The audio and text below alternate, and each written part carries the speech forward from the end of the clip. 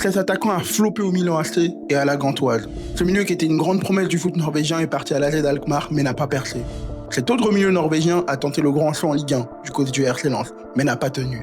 Et ce latéral gauche a échoué au Hertha Berlin puis à Feyenoord. 2 tentatives, même résultat. Et aujourd'hui, c'est 4 joueurs sont en 8e de finale de Ligue des Champions. Dans la même équipe, Bodo Glimt. Une petite équipe norvégienne qui a battu des cadors comme Manchester City ou l'Atlético Madrid et qui viennent d'éliminer l'Inter Milan de la Ligue des Champions. Et on parle quand même du dernier finaliste. Cette équipe norvégienne qui vaut 60 millions d'euros sur le marché des transferts se dirige peut-être vers son tout premier quart de finale de Ligue des Champions. 2 ans après avoir fait parler d'eux en Conference League, puis en Ligue Europa. Récemment, beaucoup de contenu sur cette équipe est sorti. Et si beaucoup les qualifient comme une équipe surprise, on va vous montrer qu'en réalité cette équipe est tout sauf une surprise. Et à la fin de cette vidéo, vous allez comprendre pourquoi. Salut à tous mes amiteurs, j'espère que vous vous portez bien. En tout cas, c'est avec plaisir que je vous retrouve pour une toute nouvelle vidéo. Et déjà, je tenais à vous remercier par rapport à vos retours sur la dernière vidéo sur l'AS Monaco. Il y a eu pas mal de bons retours positifs et j'avoue que ça me touche énormément. Donc c'est pour ça qu'aujourd'hui, on se retrouve avec une nouvelle vidéo sur Bodo Glimt, l'équipe qui est en train de surprendre tout le monde cette saison en Ligue des Champions. Et je dois vous avouer aussi qu'aujourd'hui, ça me fait énormément plaisir de faire une vidéo sur Bodo Glimt, mais une équipe qui en réalité, je suis quand même depuis pas mal de temps. Arrête de mentir aux gens.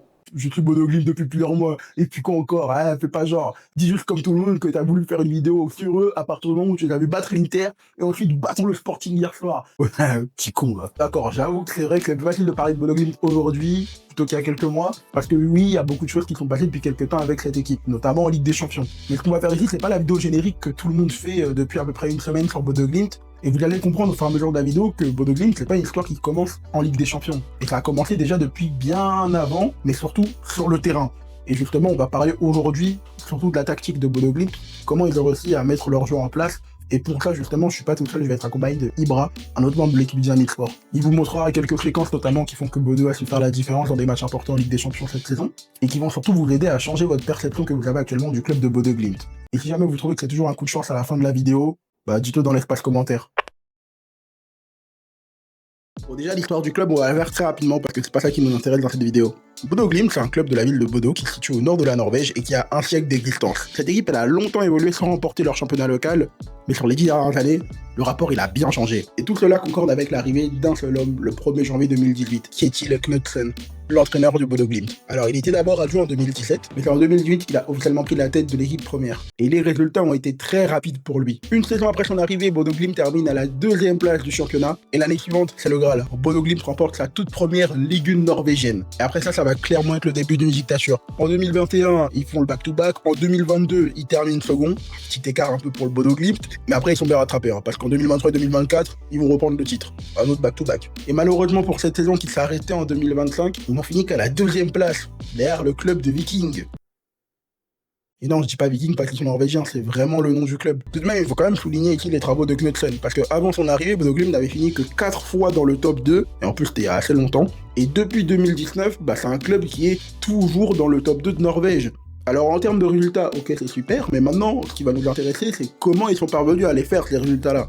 Qu'est-ce que Knutsen a mis en place justement pour transformer cette équipe? Alors pour répondre à cette question, on va se focaliser sur les rencontres européennes qu'a disputé Bodo Glimt depuis 2021. Parce que déjà de 1, pour commencer, on n'allait pas se taper tous les matchs du championnat norvégien depuis 2019. Je veux bien qu'on doit faire de l'investigation, mais quand même faut pas abuser. Et de 2, parce qu'à partir de 2021, Bodo va commencer à jouer la Conference League. Et si la Norvège était prévenue, allez maintenant choquer l'Europe. 21 octobre 2021. Conference League. Adversaire, l'AS Roma de José Mourinho. 2 Ligues des Champions, 3 titres de champion dans 3 pays différents. L'homme qui a humilié Guardiola, Wenger, Ancelotti. Plus de 1000 matchs comme entraîneur professionnel à ce moment-là. Et dans ces plus de 1000 matchs, jamais une de ces équipes n'avait pris 6 buts dans un match. Et ce soir-là, à Bodo, dans un stade d'à peu près 6000 personnes, Mourinho prend 6 buts à 1. 6-1. Et la réaction de Mourinho après le match, elle était factuelle. Il avait plus de qualité que mes joueurs. Et entendre José Mourinho parler comme ça d'une équipe norvégienne, forcément ça attire les curiosités. Quelle est cette équipe norvégienne quoi? Parce que ce qu'il faut comprendre c'est que ce 6-1 ce n'est pas un accident, c'est le début d'une progression qui suit une logique très précise. Et c'est justement là que l'histoire devient intéressante pour Bodo Glimt. Pour la saison 2021-2022, Bodo Glimt ira jusqu'en quart de finale de la Conference League. Ensuite, lors de l'année suivante, en 2022-2023, Bodo Glimt jouera l'Europa League. Malheureusement, ils s'arrêteront qu'en phase de groupe. Ensuite, l'année suivante, en 2023-2024, Bodo Glimt ira jusqu'en demi-finale d'Europa League. Demi-finale. Alors que les gars de 3 ans vont y jouer leur première coupe européenne. Ce sont tout simplement les premiers Norvégiens à atteindre ce stade-là de la compétition. Et ensuite, on arrive à cette saison, 2025-2026, première apparition de Bodo Glimt en Ligue des Champions. Et pour cette première participation, si Bodo Glimt était plutôt sur un rythme de 1 palier par an pendant ces dernières années, là en Ligue des Champions, tout va aller très vite. Ils battent Manchester City à domicile, ils vont battre l'Atlético Wanda Metropolitano, qui leur permet de finir dans le top 24 de Ligue des Champions, chose qui n'était pas gagnée pour Bodo Glimt de base. Et ensuite, arrivé en barrage, en gros l'équivalent des 16e de finale de Ligue des Champions, Bodo Glimt bat sur une confrontation aller-retour l'Inter Milan, le dernier finaliste de la Ligue des Champions. Mais ce qui est marrant dans tout ça, c'est que pendant tout le temps que Bodo Glimt évoluait en Europe, pas que cette saison mais avant, Kjetil Knutsen avait des propositions de Première Ligue. Pas mal de clubs anglais lui faisaient déjà la cour. On rappelle que l'entraîneur est en poste depuis 2018 à Bodo Glimt, ce qui est, on va dire, dans le foot moderne, une éternité géologique. Malgré ça, il refuse toutes les offres de Première Ligue et reste attaché au projet norvégien. Et un coach qui refuse la Première Ligue pour rester dans l'Arctique, prenez l'info comme vous voulez, mais moi j'applaudis. Et c'est fou que la même saison, ils arrivent à battre l'Inter à San Siro, ce qui est une performance historique. Ils n'arrivent pas à gagner contre Viking chez eux. Et je répète, on parle du Viking, qui a aussi une histoire un peu intéressante. Si vous voulez, je pourrais faire une vidéo à l'avenir dessus, mais voilà quoi, on parle pas du Bayern ou du Real Madrid ou de Manchester City. On parle d'une ville portuaire à 4 heures de Bodø. En tout cas, la première explication logique serait que Bodo Glimt est une équipe de coups. L'équipe qui est bon un soir sur deux, qui arrive à faire quelques coups en Europe, mais qui n'a pas une certaine constance. En tout cas, ça expliquerait beaucoup de choses. Sauf que, je me suis tué à vous dire depuis tout à l'heure, cette équipe-là, elle a une progression par palier depuis maintenant 2021. Voire même 2018 si on parle sur le plan national. Ce qui prouve que ce qui se passe là, c'est pas un accident, c'est pas un coup d'un soir, mais c'est bien une construction faite depuis maintenant pas mal d'années. Et ce qui explique aussi le fait qu'ils soient pas premiers de leur championnat, mais bon en Europe, c'est tout simplement qu'en Europe, ils sont pas attendus. Là où en Norvège, maintenant depuis pas mal d'années, c'est une des équipes qui fait la loi entre guillemets. C'est-à-dire que les équipes savent s'adapter à Bodø. Alors ici, la vraie question, c'est pas pourquoi ils ne gagnent pas en Norvège. La vraie question, c'est qu'est-ce qui rend leur jeu ingérable en Europe quand personne ne s'y est préparé à l'avance. Et ça justement, c'est Ibra de l'équipe Dynamic Sport qui est plus spécialisé sur la tactique qui a la réponse.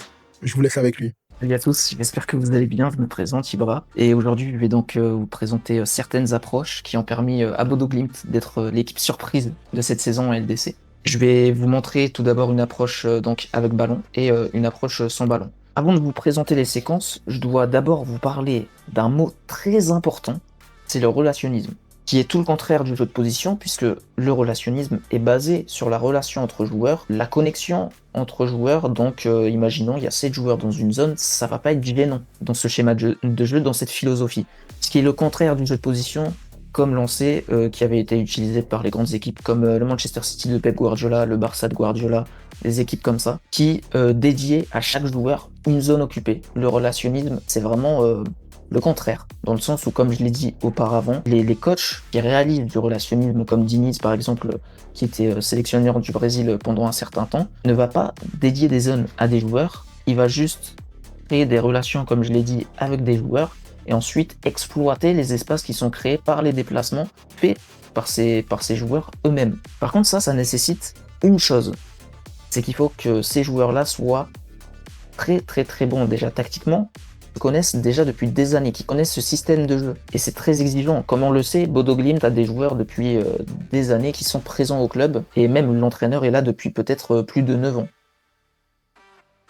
Là, ici, on va avoir une première séquence de jeu tirée, il me semble, du match aller. Je vais essayer de résumer un petit peu par cette action le fait qu'ils essaient de justement créer un décalage par la densité et par le positionnement des joueurs qui vont attirer le bloc adverse. Je vais résumer tout ça. Donc ici, c'était une action à peu près vers la 22e minute de jeu, il me semble. Donc là, ici, on peut voir que l'Inter va essayer de bloquer immédiatement les relances courtes vers Berg et vers Fetz. Dumfries ici, Luis Enrique plutôt, pardon, excusez-moi, va essayer de bloquer la relance courte vers Bjorkan. On voit ici que Berg est bloqué par Esposito et Lautaro Martinez et que Pet justement est encadré par Susic. Donc là ici on voit déjà une situation de 4 contre 3. On voit donc que Bodo Glimt ne peut pas jouer sur cette partie du jeu sur le côté gauche. On peut penser qu'il y a une option sur l'aile droite ou du moins sur le côté droit avec le central droit qui s'appelle justement Bjørtuft. C'est un petit peu compliqué les noms norvégiens. On peut se dire oui, il a le temps de relancer, etc., d'avancer, mais Bodo Glimt, eux justement, ils cherchent pas à contourner un bloc, ils cherchent à le transpercer carrément. Donc ici, on va avoir un appel intérieur du milieu de terrain, ça va être suivi par Zelinski et Mkhitaryan. Le ballon va être joué ici intérieur, mais on voit que déjà il y a un espace dans le dos qui va être établi ici. Il y a une zone très très claire qui est libre. On voit aussi que Haug, excusez-moi, va jouer sur la profondeur avec les ailiers Hauge et Blankberg également, qui vont jouer sur la profondeur, donc étirer un maximum possible la ligne défensive de l'Inter. Donc là, ici déjà, sur cette première séquence, on voit déjà qu'il y a une volonté d'étirer le bloc sur la largeur, mais aussi sur la profondeur, une fois que l'espace est trouvé. Là, ici, il y a un mouvement donc de ce joueur qui est fait. Le ballon va être ensuite donné dans cet espace. Et là, vous pouvez voir qu'il y a tout de suite un 4 contre 4 qui peut se jouer, et même un 5 contre 4 avec la projection du latéral. Donc déjà, sur cette séquence, comme je l'ai dit, il y a la volonté d'élargir un maximum le bloc adverse pour le déstabiliser et pour le transpercer, non pas le contourner comme des équipes qui jouent un jeu de position qui contourne le plus souvent un bloc. Là vraiment il y a cette volonté d'être très agressif avec des passes verticales, avec des positionnements assez proches entre certains joueurs pour créer un maximum d'espace et pour ensuite l'exploiter via un déplacement. Ça peut être un décrochage, un déplacement dans la profondeur, tout type de déplacement. La deuxième séquence qui était intéressante sur ce match aller, pour étirer encore une fois un maximum le bloc interiste, il y a un joueur qui va réaliser un déplacement, et là on va le voir ici. Donc on voit ici que Bjorkan a la possession du ballon, on voit ici que Luis Enrique et Esposito encadrent Bjorkan, et que la relance courte va être très compliquée. Parce que regardez, Esposito bloque la passe vers le central, Luis Enrique empêche de jouer dans un intervalle et même de jouer dans la largeur. Donc Bjorkan a qu'une seule solution en soi, c'est normalement de dégager. Il ne peut faire que ça. Il ne peut pas relancer court, rien du tout. Mais il y a un déplacement qui va être très intéressant de la part du milieu de terrain qui s'appelle Fett, donc qui est le numéro 8 ici sur le schéma, mais c'est pas le numéro 8 dans l'équipe de Bodo. Là ici, il va faire un déplacement ici dans la largeur, et puisqu'on sait que les équipes maintenant jouent beaucoup en marquage individuel, le plus souvent, il y aura un des milieux de terrain qui va décaler ici, Luis Enrique qui va se dire il faut que je ferme un petit peu plus sur cet angle-là. Donc c'est Evian ici qui va prendre l'espace, ici. Et donc Bjorkan, il va profiter de cet espace dans l'intervalle, pour ensuite exploiter tout cet espace. Et on a toujours donc un contre qui se crée ici. Mais il faut aussi noter que Berg, donc le numéro 6 ici, a une importance dans ce système-là aussi, parce qu'il va fixer une partie des milieux de terrain. Si vous voyez, quand on parle de relationnisme, c'est que souvent les milieux de Bodo Glimt, là je vous montre juste comme ça, mais je n'adapte pas le bloc de l'Inter, c'est juste pour vous montrer. Souvent, ils exécutent comme un L au milieu de terrain. Comme ça ou comme ça, tout dépend en fait de la situation de jeu. Donc il n'y a pas vraiment de zone stricte, surtout pour les milieux de terrain qui sont assez libres dans le jeu. Donc ici on peut voir que déjà les joueurs ils vont être attirés comme ça, à peu près. Donc on voit qu'il y a une création d'espace par exemple. Je vous dis, je vous fais une mise en situation comme cela. Donc là ici, la rotation des joueurs de Bodo Glimt est très importante, vraiment. C'est vraiment le point charnière de cette équipe. Donc maintenant, nous allons voir par la troisième séquence un autre principe que Bodo Glimt va exécuter. Ça va être le principe de fixation. Par le principe de fixation, ils vont réussir à créer des espaces, ces joueurs de Bodo Glimt. Ici, on va voir quelle fixation ils entreprennent pour ensuite créer un espace et ressortir le ballon plus librement, voire même créer un décalage tout court. On voit les trois offensifs, donc Hauge, Blankberg, qui vont fixer toute la défense interiste qui est composée de 5 joueurs. Jusqu'ici, on est tous d'accord. Hauge va fixer les 2 centraux interistes, qui va empêcher la ligne défensive de l'Inter de sortir. En plus de ça, Blankberg, qui est de base ailier, se retrouve dans une position d'attaquant excentré droit, sans être un ailier. Donc il va attirer l'espace. Il va attirer le latéral, ici, en plus du central gauche qui est Bastoni, parce que tout simplement, s'il y a ça, voilà, Bastoni, il est obligé de couvrir tout un espace qui est assez conséquent. Le piston qui est Di Marco est obligé de couvrir ici, il est obligé de couvrir Bastoni pour prendre Blankberg. Par contre, ça amène à ce que le latéral ici a tout le côté de libre. Et donc il peut remonter assez facilement le ballon, trouver des solutions de passe ici dans les demi-espaces, par certaines projections, ou même donner à Blankberg s'il fait un appel en profondeur intéressant, et même de rentrer à l'intérieur. Il a plein de possibilités. Mais il y a aussi un autre décalage, une autre ouverture d'espace qui va aussi se créer. Et cette fois-ci, c'est par le positionnement d'un milieu de terrain. La rotation qui est effectuée avec les milieux de terrain de Bodo Glimt, c'est vraiment précieux. Et c'est ce qui les a permis d'être vraiment très très bons. Ici, on voit le positionnement très très très haut. De fait, on peut dire que c'est un milieu offensif qui est positionné dans le demi-espace gauche. Ça va faire que Susic, encore une fois, les équipes jouent beaucoup en marquage individuel, ou du moins beaucoup plus qu'avant. Donc Susic va suivre naturellement ce milieu de terrain. En plus de ça, les attaquants sont attirés par la relance courte par Berg, parce qu'ils savent très très bien que Berg peut jouer ici, même si je trouve qu'ils ont quand même pas mal de retard, Esposito et Lautaro, sur cette situation. Et donc là, on voit tout un espace qui est libéré pour Björkan, qui est en plus aidé par Auge, parce que Auge fixe également le latéral, enfin le piston droit, Luis Enrique, ce qui fait qu'il ne peut pas sortir là, tout simplement parce que sinon il y aura un espace trop conséquent à couvrir et même une situation d'infériorité 3 contre 2 dans cet espace si l'ailier est touché. Donc il est obligé de rester dans cette position-là et donc Björkan a la possibilité d'amener de la supériorité, vous le voyez, hein, il peut y avoir un 3 contre 4 qui se joue sur ce côté, ou on peut jouer par le principe du troisième homme, tout simplement ici, le latéral peut être touché en une touche, et voilà une situation offensive créée par Bodo Glimt, et en plus la suite de l'action se déroule comme ça, où il y a Blomberg qui va ensuite réaliser un appel ici dans la profondeur, comme ceci.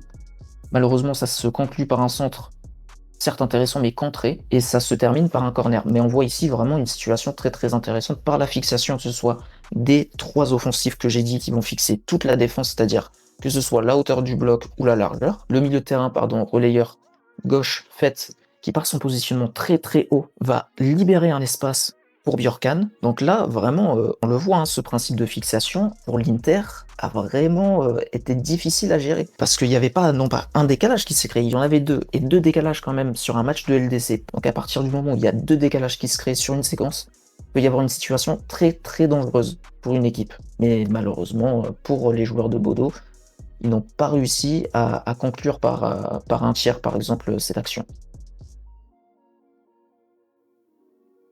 Bon, désormais, passons au match retour entre Bodo Glimt et l'Inter de Milan, où le match va être nettement plus défensif de la part de Bodo Glimt, ce qui est normal puisqu'ils avaient gagné 3-1 au match aller et qu'au match retour, ils voulaient juste gérer, en quelque sorte. Même s'ils ont quand même gagné, hein, 2-1, c'est quand même solide. Et je vais vous expliquer pourquoi. Je vous ai dit que le match était nettement plus défensif, mais je vais quand même vous montrer une dernière situation offensive menée suite à un second ballon qui aurait pu être une action très très dangereuse et qui aurait dû faire but même. Malheureusement, Auge a croqué la feuille de match. Suite à un second ballon, le latéral de Bodo Glimt va donc récupérer ce second ballon. On voit ici que les joueurs de l'Inter, de suite très agressifs, vont essayer de sortir. Mais là, vous remarquez pas quelque chose quand même qui est quand même très très particulier. Il y a sur le même côté, je dis bien 1, 2, 3, 4, 5, 6, 7 joueurs sur le même côté. On revient toujours à cette notion de relationnisme, relation entre les joueurs, et pas en fonction de zones occupées. Du moins, pas toutes les zones occupées. Parce qu'il y a quand même une ou deux zones qui doivent être occupées pour tirer un profit de l'espace qui va être créé par cette relation entre joueurs, bien sûr. On va pas se le cacher, Bodo Glimt, sur cette situation, a eu beaucoup de réussite, mais ce n'est pas que le fruit du hasard sur cette situation. On voit donc qu'il y a beaucoup de densité. Ici, le numéro 2 va toucher Evian. Ils vont réussir à faire une espèce de 1-2 ici. Et là, vous voyez déjà que 1, 2, 3, 4 adversaires sont éliminés. Ici, le latéral va réaliser quelque chose de différent et je m'y attendais pas. Mais en réalité, c'est quelque chose qui paraît cohérent. Parce que quand on regarde ici, on a Fett qui fixe le numéro 6, Luis Enrique qui était fixé par Björkan, donc du coup, qui va prendre un retard sur Auge. Ici, on a Hogg qui va fixer Bisek et Akanji, Blomberg qui va fixer Bastoni, qui est un petit peu entre deux, il se dit, est-ce que je sors sur le latéral, est-ce que je ne sors pas? Donc il est un petit peu ici. On sait que ce latéral de Bodo Glimt est assez petit, assez fin, il a une plutôt bonne vitesse, mais malheureusement ne peut pas rivaliser avec Bastoni. Donc ce qu'il décide de faire, il se dit j'ai un espace à exploiter qui est assez conséquent si je centre, et en plus, je le sais, je connais mon coéquipier par cœur, je sais que Auge est là-bas. Donc il va faire un centre dans cette direction. La ligne défensive très haute de l'Inter ne peut pas intervenir, un petit peu à l'image de Barcelone, vous savez, quand ils se font piéger sur le piège du hors-jeu, c'est pareil. Et là, ici, on a Hauge qui tire. Malheureusement, il tire sur Yann Sommer. Il a essayé d'ouvrir son pied, mais ça a été mal exécuté. On voit déjà une situation qui est très dangereuse.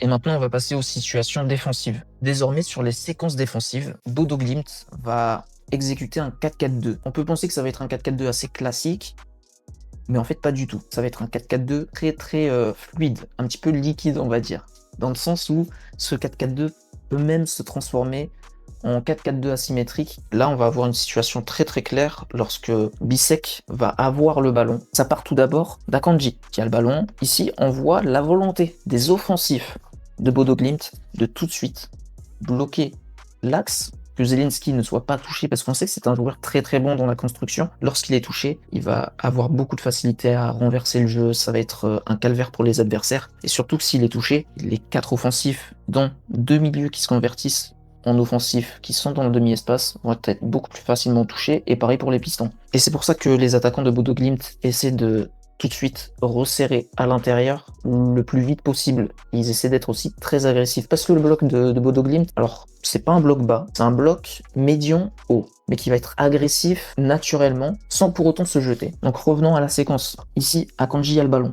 On voit le 4-4-2 asymétrique, puisque finalement ça recrée un milieu à 3. Hauge, qui est censé être l'ailier qui marque Luis Enrique, finalement va marquer Akanji, pour justement empêcher la relance courte et empêcher Bisek de s'orienter vers Luis Enrique. Et là, on va avoir tout un décalage de Berg, Fett et Vienne qui vont se décaler ici, et Vienne est plutôt bien positionné déjà ici. Blomberg et Hogg ferment à la fois Zelinski, mais aussi Akanji. Akanji ici ne peut pas être touché, donc le seul choix qui est possible pour Bisek, c'est de décaler ici vers le gardien. Donc, le fait d'avoir une ligne plutôt haute, le fait aussi de fermer l'intérieur et Zelinski, et d'empêcher aussi par les ailiers, ça va inciter à ne pas jouer sur les pistons, ni les milieux. Donc l'Inter, soit va être obligé de progresser par des conduites de balles très risquées de Bisek ou de Bastoni, pour créer un décalage, ou alors d'allonger en direction des pistons, via la profondeur ou sur les offensifs. Mais Bodo Glimt, c'est là où ils ont été très très forts, parce qu'ils ont empêché les deux scénarios. Et franchement, pour une équipe norvégienne qui n'a pas des joueurs stars, c'est une belle adaptation de la part des joueurs de Bodo. Là, on va revoir une autre situation un petit peu semblable, le repli des attaquants de Bodo Glimt à l'intérieur, et ça va se faire d'une façon très très très agressive. Ici, sur cette situation, on va voir que Hauge n'a pas réussi à contenir Bisek, et donc que Bisek a distribué le ballon en direction de Luis Enrique. Luis Enrique peut profiter de la projection de Bisek ici, voir que Hauge a donc un retard. Hogg occupe surveille Zelinski pour empêcher l'intérieur, mais ici il y a un décalage, il y a un problème. Donc ici, une fois que Akanji va être touché, il va y avoir un retour assez agressif de Hauge. Ici, Hauge qui va essayer de fermer, Blomberg qui ferme un petit peu plus, et ici, on a ce milieu de terrain, la Fett, qui ferme. Donc même s'il y a un décalage qui est créé, de par les efforts réalisés par les attaquants qui protègent un maximum l'intérieur, ça fait qu'un décalage va être facilement comblé par le retour défensif d'un ou deux joueurs. Parce que ici, de base, on avait une situation de supériorité. Le danger est refermé et étouffé de manière directe. Le danger n'existe plus. Par contre, ça demande beaucoup d'énergie. Et est-ce qu'ils vont être capables de répéter ça lors du prochain match de LDC face au Sporting? C'est une bonne question. Donc pour conclure sur cette équipe de Bodo Glimt, on voit à travers les différents principes de jeu qu'il faut vraiment acquérir un savoir assez approfondi de la tactique de l'entraîneur de Bodo Glimt. Donc il faut être là depuis des années et ça demande aussi beaucoup d'efforts physiques. Rappelez-vous, pour commencer la vidéo, je vous parlais d'un attaquant qui avait floppé à Milan puis à la Grande Toile. Cet attaquant, c'est Jens Peter Hauge, qui est né à Bodø, formé à Bodø. En 2020, il explose. 14 buts, 10 passes décisives en seulement 18 matchs de championnat. L'AC Milan le repère lors d'un match de qualification d'Europa League contre eux. Il marque, fait une passe décisive contre l'AC Milan, et une semaine après, il signe à Milan pour 5 millions d'euros. Si on pouvait le dire que c'était le début de la belle histoire pour Hauge, il disparaît complètement. Pas médicalement, mais sportivement. Il joue peu à Milan, il est ensuite prêté à l'Eintracht Francfort. Petite note quand même au passage, il gagne l'Europa League en 2022 avec Francfort. Donc techniquement, il a un trophée européen quand même. Mais soyons honnêtes, c'est juste un joueur dans l'effectif, mais pas un joueur impactant de l'effectif. Après Francfort, il va à la Gantoise, 0 but. Janvier 2024, il rentre à B2, en prêt à 24 ans, et là quelque chose se passe. Il retrouve des joueurs comme Berg, Evienne, même d'autres joueurs qu'il a déjà côtoyés par le passé du côté de Bodø. À Bodø, c'est la renaissance. 2025, 11 buts, 11 passes décisives. Le club l'achète définitivement. Et justement, Auge leur a bien rendu parce que cette saison en Ligue des Champions, il est dans le top des buteurs aux côtés de joueurs comme Harry Kane, Kylian Mbappé ou Erling Haaland. Si vous recherchez la définition cinématographique d'un retour de flamme, je peux pas trouver un meilleur exemple pour vous le dire. Et le truc, c'est que Auge, c'est pas un cas isolé, parce que rappelez-vous, toujours dans l'intro de cette vidéo, on dirait que j'avais finalement lâché un foreshadowing, on dirait bien dans cette intro. On se rend compte que c'est une stratégie consciente de Bodo Glimt. Akon Evienne, parti à l'AZ Alkmaar à 20 ans, comme une des grandes promesses norvégiennes, ne perce pas au niveau attendu. Patrick Berg, lui, après la décision d'aller en Ligue 1 du côté du RC Lens, le grand saut, n'a pas marché comme il espérait. Il revient, il est aujourd'hui capitaine de Bodø. C'est là que la vraie question se pose. Pas pourquoi ces joueurs ont tous floppé à l'étranger. Mais s'ils étaient vraiment mauvais? Bah non. Un joueur construit pour le relationnisme mis dans un système qui doit tout réapprendre de zéro avec des inconnus autour de lui, bah ce joueur forcément va disparaître. Pas parce qu'il est insuffisant, mais parce qu'on lui a enlevé le seul contexte où son jeu avait du sens. Bodø a compris ça avant tout le monde. Ils rachètent leurs propres joueurs rejetés, et ces joueurs replacés dans le seul environnement où tout fonctionne deviennent des armes en Ligue des Champions. Si certains appellent ça de la chance, moi pour moi j'appelle ça du génie. Maintenant regardez les résultats, et choisissez votre camp. La question concrète maintenant, c'est comment ils construisent ça. Parce que bon environnement, c'est un peu la phrase que 90% des directeurs sportifs essayent de dire. Et dans 90% des cas, ça ne veut strictement rien dire. Chez Bodø, c'est différent. Knudsen interdit de parler de victoire à l'intérieur du club. Pas en conférence de presse, ça tout le monde le fait. Dans les réunions internes, dans les discussions entre joueurs, on parle de performance. Jamais de résultats. En vrai, ce jeu sans vraiment de pression, c'est ce qui fait louper certes la première place, mais c'est aussi peut-être ce qui leur permet de jouer de manière totalement décomplexée à San Siro. À côté de ça, leur préparateur mental s'appelle Björn Mansverk. Ancien pilote de chasse militaire, il a décidé à un moment que passer des avions de combat au foot norvégien était une transition logique dans sa carrière. Et le dernier pilier de Bodø que je trouve quand même assez remarquable en vrai, c'est que 40% de l'effectif vient du nord de la Norvège. C'est pas une préférence, hein. C'est carrément une règle définie dans le projet sportif du club. Et ce qui est remarquable, c'est que ces joueurs ne jouent pas pour une étape dans leur carrière. Ils jouent pour leur ville. Dans un sport où la notion d'appartenance a pas mal disparu, Bodø a justement décidé que cette notion d'appartenance serait son avantage compétitif. La dernière équipe hors des 5 grands championnats à avoir enchaîné 4 victoires de suite en Ligue des Champions contre des clubs de ces 5 grands championnats, c'était l'Ajax de 1971-72. Ces 4 victoires cette saison-là leur avaient justement permis de gagner la Coupe d'Europe. Alors je vous dis pas que Bodø va gagner la Ligue des Champions, mais je vous dis que cette dynamique qui est quand même positive pour Bodø Glimt, elle apporte que du bon, parce que tout le monde retiendra leur parcours, et notamment ce qu'ils ont fait. Et s'ils passent contre le Sporting, un adversaire qui est en réalité prenable parmi tous ceux qui restaient, et Bodø entre encore plus dans l'histoire. Pourquoi pas faire un exploit contre Arsenal? Je suis pas là pour dire que j'y crois ou pas, je suis juste là pour vous parler de la cohérence de ce projet-là. Et si jamais un exploit est fait, vous aurez vu ici en premier que nous, ça nous aura pas choqué. Parce que comme on vous dit, Bodø Glimt, c'est pas une surprise. C'est un projet établi depuis des années. Voilà mes auditeurs pour cette vidéo sur Bodø Glimt, j'espère qu'elle vous aura plu. N'hésitez pas à lâcher un like, à vous abonner aussi, super important pour la chaîne.